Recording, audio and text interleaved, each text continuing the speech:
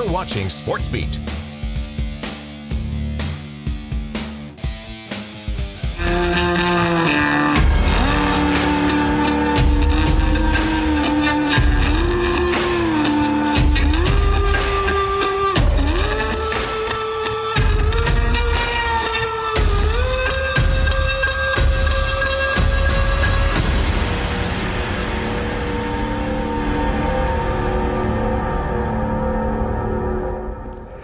And hi there, everybody. Welcome to Be. Glad to have you aboard as we wrap up our college football previews. Jeremiah, tonight all about the Aggies. 20 days until the opening kick at Wisconsin. Can't wait. The bar had been raised in Logan. 5 straight bowl appearances, 43 wins in 5 years.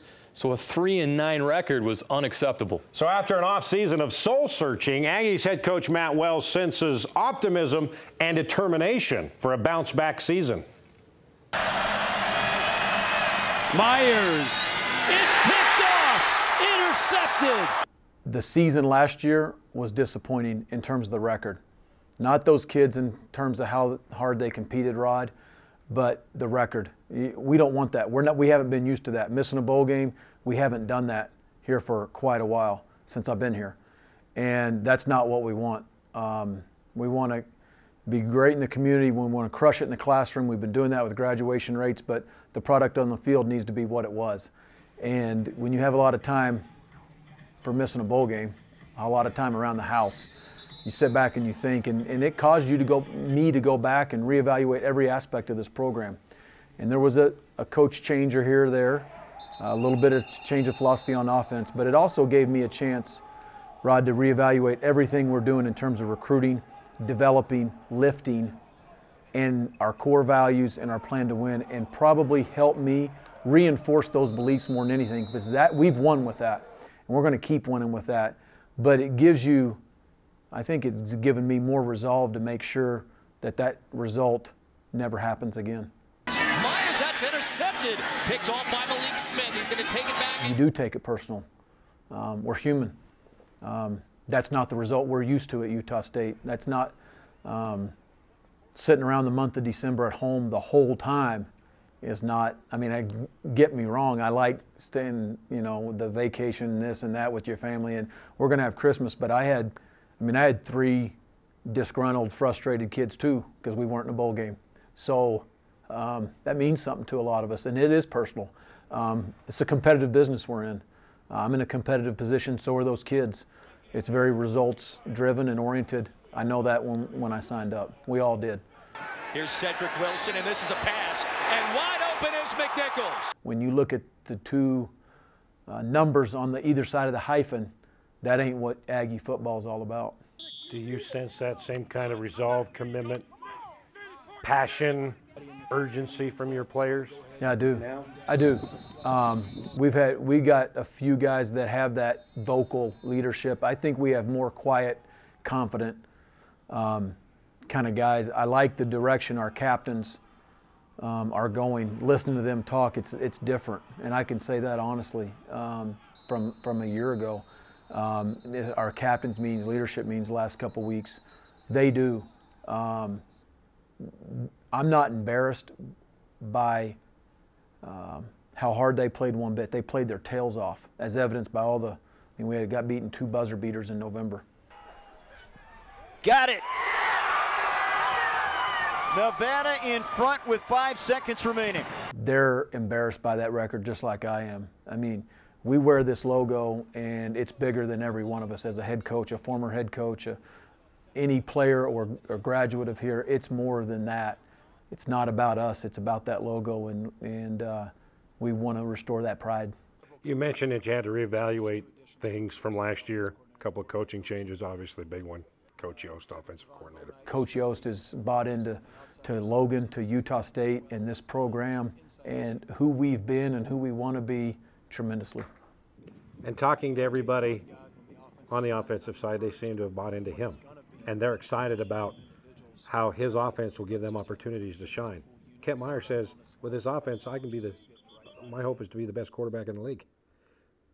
You didn't think that last year. Yeah, and you want players thinking that. You want players to have internal goals and motivation Rod, for themselves within a team concept, in a team atmosphere. And I like hearing that from you. I like hearing that from them. Coach Yost has a way about him that those kids bought in fairly quickly. And he's got an easy nature about him, but there is a way to do things on offense. Our assistant coaches know it, our players know it, and if it's not getting done that way, they're going to be called out and told. And so there's a line of how he wants to play, and it's been a very healthy and I think very good, quick transition. That's Lindsey, open field. Touchdown, Aggies. What's the one thing that excites you most about this team that gives you optimism? Quiet confidence. What's the one thing that you are most guarded against, that you're most concerned about? D-line depth. What did you have for breakfast this morning? Cup of coffee from Kelly's convenience store. Now you expect that coffee free next time, right? I got to win some games. Yeah, no freebies unless you win, right, Jeremiah? No, there isn't. Now, for the players, they have that same attitude as Coach Wells. Yeah, they went into the offseason determined to get better, and now that they're picked to finish last in the Mountain Division, they're determined to prove everyone wrong. They should have spiked it. I think, and it's going to be it. It's over. New Mexico wins. That's not our culture. That's not who we are as a team. We're not no 3-9 team, and we will never be a 3-9 team ever again. Simple. Like, we won't be like that ever again. Just last year, we let too many things slide, and that was the death of us. But we ain't letting that slide no more. You can see the ball's moving on him a little bit. He misjudges it. I don't think I've ever been on a team that believes in each other as much as this team does. And there's definitely a chip on our shoulder. You know, everyone picked us to be last in our conference. And everyone here, you know, doesn't believe that or doesn't really care. You would be surprised with the amount of confidence and the camaraderie and the belief that our season's going to be special. You know, we're hungry this year. We didn't have the year that we wanted, and we know that as a team. And, you know, individually, you know, I'm taking this year personal. This is my last year, my senior year. And I'm just trying to go out, win a Mountain West championship, go to a bowl game. But I just think this year with Coach Yost coming in, bringing a new offense, that gives us a lot of energy. How much does this team have to prove after the record last year, going 3-9, and then getting picked dead last in the Mountain West Mountain Division? It puts a little chip on our shoulder. You know, when anybody has projections that you're not favored in, you just have to smile at it, say okay, and accept the challenge and try to prove people wrong. Yeah, they got a lot to prove. Yes, and they're do. saying the right things about the attitude-wise. See if it carries into the field. Yeah. All right, you heard Coach Wells talk about changes he made from last year. Yeah, one of the biggest changes was at offensive coordinator. David Yost comes to Utah State with an impressive resume. He's coached 3 NFL quarterbacks, and last season he was the QB coach and passing game coordinator for Oregon's high-powered offense. Aggie fans hoping that he can help an offense that scored only 24 points a game last season. You come into an offense, 206 yards passing, starting quarterback, 10 touchdowns with 8 interceptions, only scoring 24 points a game. Is that going to change? Oh, we're hoping to. That's what the plan was and everything. And that's actually the first time I've heard the stats or even looked at them. Really? So, yep. Huh. Double flip back pass, wide open, touchdown Oregon. I think last year, as the quarterback's coach at Oregon, is 470 yards passing. So where do you want your Aggie team to be compared to what you were last year at Oregon? Well, we want to be efficient. We want to do what Kent and Jordan do the best and everything, and put them in position and everything. We want to be able to run the football. So it's kind of balancing that and what we are as an offense. We've kind of got a little bit of an identity coming out of spring of what we're able to do. I think we will be able to run the football. I mean, it's not a situation where all we're going to do is throw the ball. I mean, as a spread tack, being able to run the ball is critical, and that's what we are. And I mean, that kind of where everything starts. We got to be able to run the football and everything, and that helps set up the pass and then figuring out what our guys can execute at the highest level. So fans are going to say, ooh, is this going to be the Oregon offense now in Logan? What's your answer to that? Well, it's kind of a combination. It's stuff I've done at Missouri. It's stuff I learned at Washington State with Coach Leach. It's stuff I picked up last year from Coach Helfrich and the guys at Oregon and that. And then coming in here and with the staff we have here kind of putting it together. And we kind of put together our our offense, things that I believe in, trying to keep it as simple and put our kids in position just to be successful and everything. And the kids have really bought into it and kind of jumped at it, so that's what's been really kind of fun and why I think spring went as well as it did, and it kind of progressed the way it did. By the end of spring, we were kind of starting to look like the team that we think we have the ability to be on offense with the skill we have. Okay, I want to do some rapid fire questions here. Where were you born? Carrollton, Ohio. Family? I have a wife, 3 kids, and then my mom lives in Rockford, Illinois, where my sister lives in Rockford, Illinois, and my dad's still in Carrollton, Ohio. What's your greatest moment football-wise? Oh, there was a couple kind of each stop and everything. And when I was at Toledo and we went to Happy Valley and beat Penn State to open up the 1999 season, that was, I mean, I don't know if I was any happier up to that point. Coach Yost has a way about him that those kids bought in fairly quickly. He's easygoing, he's laid back. You know, he looks like Jeff Daniels. Yeah! Do you know Matt Wells thinks you look like Jeff Daniels from Dumb and Dumber? I've heard that, and I've heard those jokes before and everything. I don't really, as you can tell, I don't really worry about what everybody else thinks. I kind of do it my way. Great. I know the last name is spelled differently, but how often do you get asked about Coach Yost from Remember the Titans? Are you related? Not related. It's spelled differently, so there's nothing there, but I've heard that from different players and everything, and then I also get Sunshine. Sunshine, sunshine. Sunshine. The movie, so it kind of goes both ways. Better. That's cool. I can dig it. All right, Sunshine I could see, but Jeff Daniels caught me by surprise, but now I could see it. Yeah, Harry Dunn from Dumb and Dumber for sure. That's classic. And he does when his hair's messed up. Yeah. He Spit really image, does. yeah. Well, Yost has a senior quarterback to work with, Kent Myers. He started 25 games and had success in the past, but just 10 touchdowns, 8 interceptions last season. And Jeremiah, those numbers have to improve for the Aggies to get back on track this season. 10 touchdown passes, 8 interceptions. Those have got to change. Talk about your confidence in having those numbers be better. I just think really just taking the little things that we've done. I think last year as a team, we couldn't find the red zone. We were there, we moved the ball down the field. That wasn't a problem, but it was just the scoring. I think this year with Coach Yost bringing his offense and the system that we're running, it's made for the quarterback being successful. And I'm gonna be able to, feed the ball to all my receivers, get them the ball, get it in the playmakers' hands, and I think that's really gonna help me this year. And just with us going fast, more vertical routes, there's more explosive plays to be made. So I think my numbers will increase significantly. Aggies trying to get on the board here. Myers to the end zone, has it, touchdown. We remember when you first got here and got in your first game, said, okay, this guy's got talent. Now that the end is almost here, if you could write a script, how would Kent Myers like to go out his senior year? First, I want to be recognized as, leaving a good legacy and being the leader that I've always wanted to be. But with that, winning the Mountain West Championship, I haven't won the Mountain West Championship yet. I'm 1-1 in the bowl game, so, I want that as well. But just hitting all my goals that I wanted to. I had goals last year, but, just the way that it went last year, it wasn't planned. We worked our butts off, but it just didn't happen. So that means that this camp and this summer, I've been working my tail off to be the best quarterback that I can be in the Mountain West. So I want to be, we're kind of under the radar with a lot of good quarterbacks in the conference. And me personally, I want to be recognized with them as the best quarterback in the conference. And I think that with the offense that we have and the talent that I do have and the weapons that I have around me, I could be the best quarterback in the Mountain West. Coach Yost has definitely brought some confidence to Kent Myers. That's for sure. And like I said before, hopefully that confidence spills out on the field. But a new approach, a new direction can make a huge difference in an offense. Now, while Myers' TD to interception ratio last season wasn't what he wanted, he did lead the Mountain West in pass completions per game last season with nearly 18, but just got to get that kind of efficiency in the red zone. All right, when we come back, let's look at the defense. And I want to prove that this is the best secondary in the conference, and I want to prove that this is the best team in the conference. Secondary, the strength of the Aggie D, but how good is it? That's next.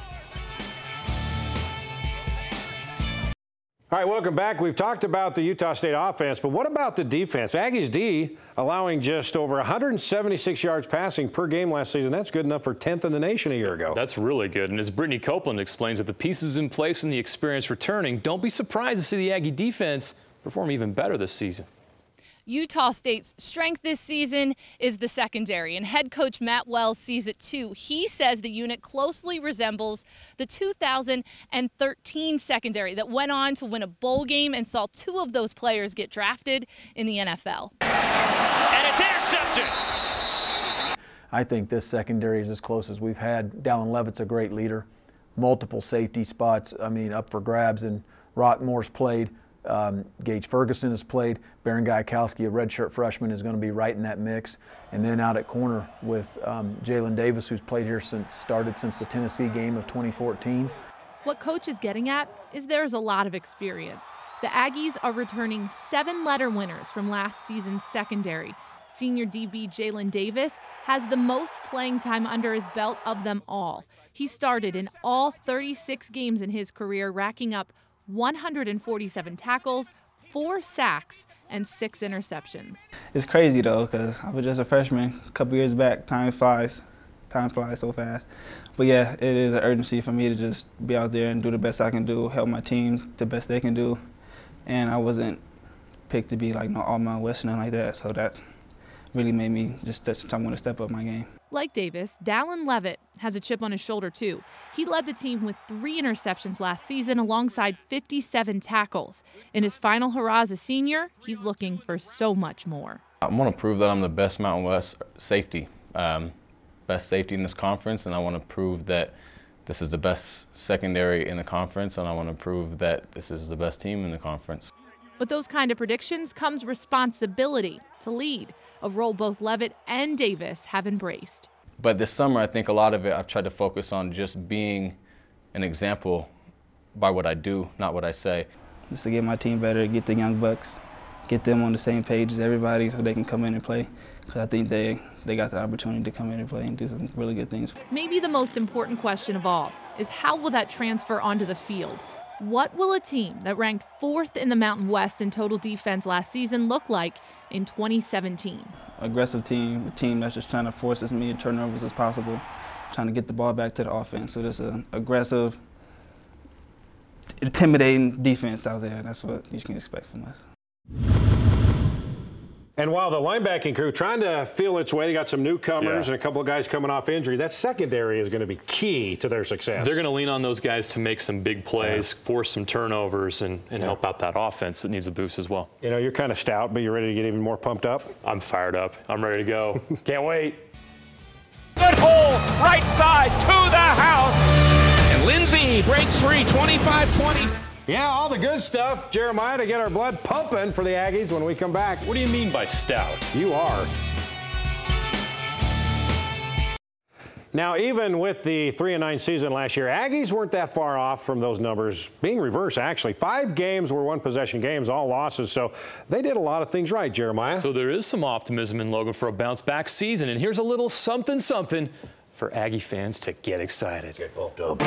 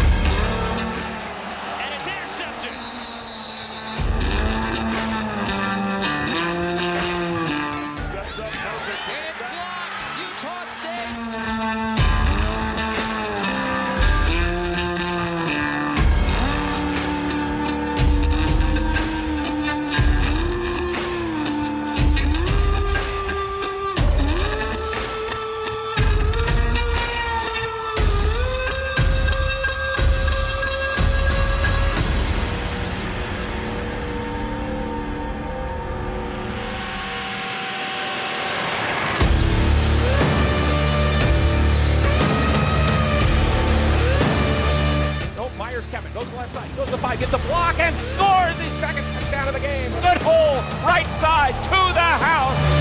And Lindsey breaks free, 25-20.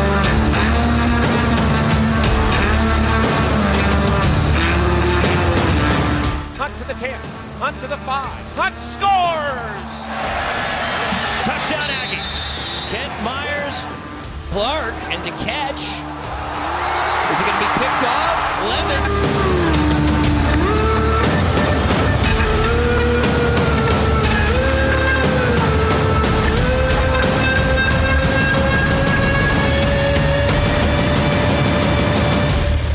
Running back scored touchdowns tonight. Yeah, go Aggies.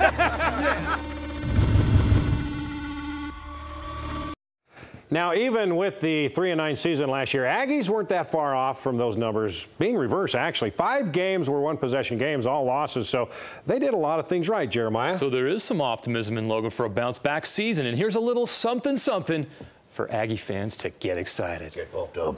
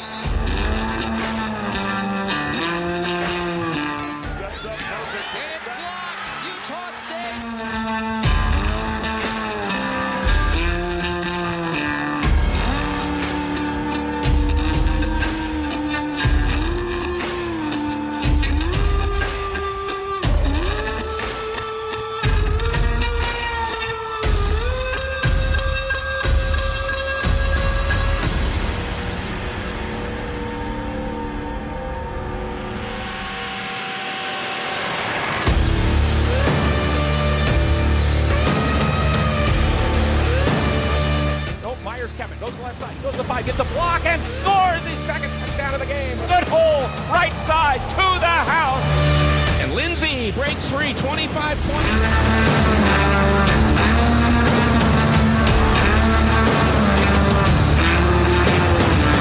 Hunt to the 10, Hunt to the 5, Hunt scores! Touchdown Aggies. Kent Myers, Clark, and to catch. Is it going to be picked up? Leonard.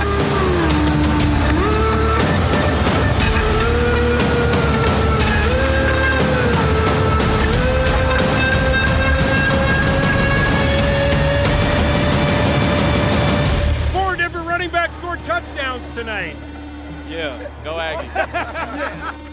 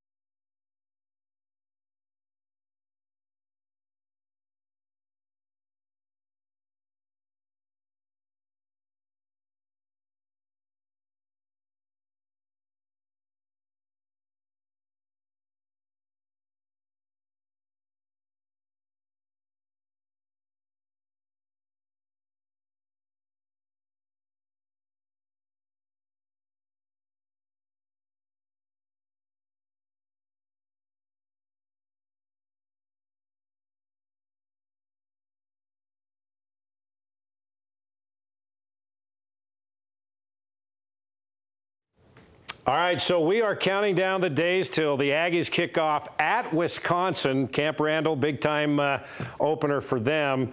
And then they come back home for Idaho State, Jeremiah. But 3 of the first 4 are on the road. The first month is tough. Wake Forest, not a premier ACC team, but going on the road, traveling 2 time zones will be difficult. I think the most important stretch for Utah State, if they're going to contend at all, which is a lofty goal, it's Wyoming and Colorado State in back-to-back weeks after BYU. Yeah. If they can beat Colorado State and Wyoming at home, that flips things around in the division. That would be really surprising. And then all of a sudden, you're in a position where you can compete and make a run. Because then they go to UNLV, which, you know, they're comparable to UNLV right now. And Boise then State, back to Boise State. So if some things can go right at that homestand with Colorado State and Wyoming. Those 2 games, I think, are crucial if they want to flip things around this season. They can be healthy going into that and get some momentum. They'll just be fine. But 20 days, the Wisconsin Badgers. Let's get it Camp started. Randall. Thanks for watching our Utah Aggies special. See ya.